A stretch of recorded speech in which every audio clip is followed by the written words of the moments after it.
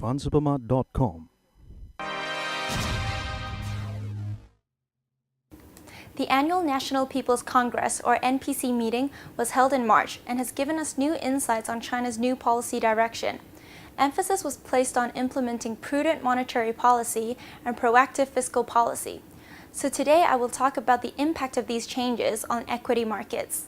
Controlling inflation and property market risks have clearly become more important priorities for the government, especially as we saw a pause in interest rate and RRR cuts in mid-2012. Recent data indicated that the central bank has been withdrawing liquidity from the interbank markets after the Chinese New Year holiday in February.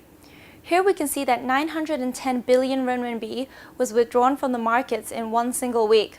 Plus, liquidity continued to be withdrawn from the markets in the subsequent 3 weeks. Investors have reacted nervously to this, as withdrawal of liquidity suggests that the central bank may not be as accommodative anymore. However, we think that this partly reflects a withdrawal of excess liquidity from the markets. Prior to Chinese New Year, a large amount of liquidity was also injected into the markets. In addition, according to the State Administration of Foreign Exchange, there was a large amount of foreign currency being converted to the renminbi in January, suggesting that there has been a large inflow of capital from abroad. Therefore, the central bank's withdrawal of funds may also be part of an effort to counteract the influx of liquidity. While growth was a key emphasis during last year's NPC meeting, this year controlling inflation and property prices have become more important. In particular, the inflation rate has been lowered from 4% to 3.5%.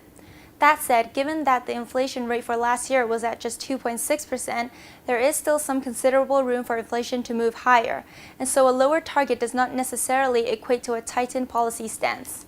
However, controlling property prices is clearly one of the largest obstacles the government currently faces. In fact, earlier in March, the government announced new measures, which include a 20% capital gains tax on existing home sales, and also an increase in mortgage down payments and interest rates on second homes. So we do think that aggressive loosening measures, such as interest rate cuts, are practically off the table.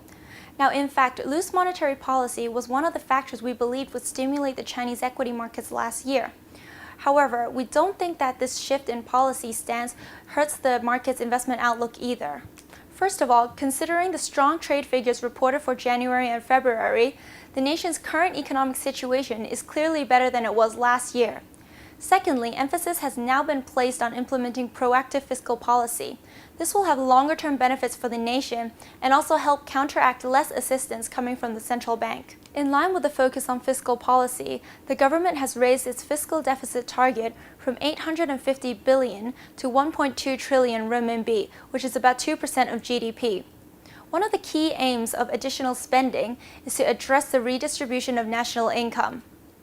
Therefore, much of the spending will be allocated to social programs, for example, the healthcare reform. These social programs will help promote growth in middle-class income and hence consumption growth, which is in line with China's long-term goal of rebalancing its economy away from exports. So even though investors have been concerned with the possibility of tightening monetary policies or further property market curves, we think there are still other positive factors supportive of the country's long-term outlook. The economic environment will be supported by the improvements in external conditions as well as fiscal spending.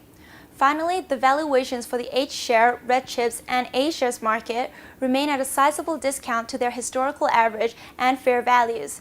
Therefore, despite the shift in policy direction, we continue to maintain a positive outlook on Chinese equities.